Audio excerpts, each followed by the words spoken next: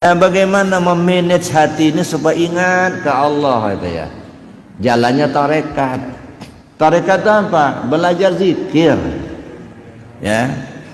Belajar zikir, ajarlah hati itu untuk zikir dulu gitu. Zikir itu yang bagaimana? Nah, zikir ini kan ada tingkatan-tingkatannya.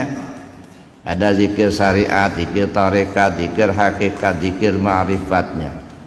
Kalau zikir syariat itu apa? Ucapan dan perbuatan. Ada orang makomnya di zikir syariat ini, senangnya dia hanya yang bersuara. Ya, subhanallah walhamdulillah wa la ilaha illallah wallahu akbar. Bagus. Ya, ini zikir syariat. Ya. Ada juga yang ya pokoknya kalau sudah bersuara yang alun-alun, suara yang merdu, senang katanya. Ya, itu makom kita masih berada di situ. Tapi ada orang yang enggak begitu senang yang begitu-begitu, tapi tidak benci juga enggak. Ya. Tetap juga dia lakukan sekali-sekali. Tapi enggak makomnya di situ enggak. Dia inginnya hanya yang diingat. Nah, masuk kepada yang diingat. Maka zikir tarekat itu zikir yang diingat. Ingat hati ke Allah. Nah, dia kalau sudah nyebut-nyebut begitu ya tidak begitu sering gitu ya. Tapi gimana ngingat ya. Apa artinya sebutan mulut tapi hatinya tak ingat sama Allah ya. Nah, itu yang kedua. Jadi zikir tarekat itu ingat hati ke Allah, makomnya di situ ya. Makanya belajar tarekat itu nggak bisa dipaksa Pak ya. Fazkurullah ala ma hadakum, berzikirlah kepada Allah sesuai yang diberi petunjuk.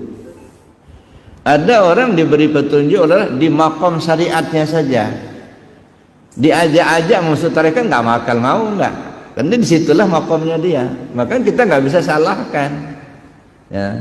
Jangan untuk kok nggak mau sih belajar tarekat, sudah diajak-ajak, nggak bisa disalahkan, itu makomnya dia sampai di situ. Cuman tugas kita menyampaikan aja. Wa ma alaina illal balaghul mubin. Tugas kita nyampaikan. Sudah sampai ya sudah.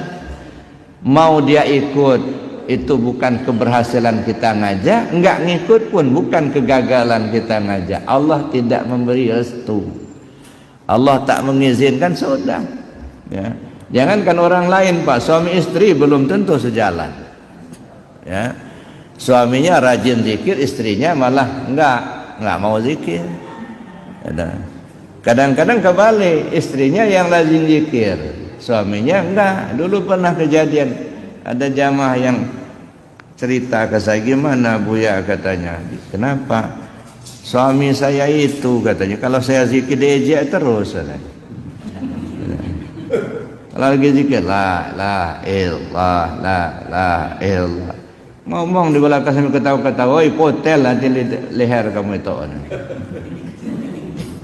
Saya bilang, ya namanya juga suami, diajak aja, coba diajak menakib dulu. Saya bilang, nggak usah disuruh masuk tarekat, nggak usah, diajak menakib, dengar ceramah menakib. Sekali diajak nggak mau, dua kali diajak nggak, pas ketiga kalinya diajak datang dia. Begitu datang menakib dengan ceramah, begitu selesai menakib ngomong ke saya mau talqin Buya nih. Udah. Ya talqin, begitu talqin, wah masya Allah Pak, itulah petunjuk Allah. Rajin betul dia, tiap khataman sekali seminggu datang dia, waktu menakib datang, gitu. Sampai sekarang. Gitu.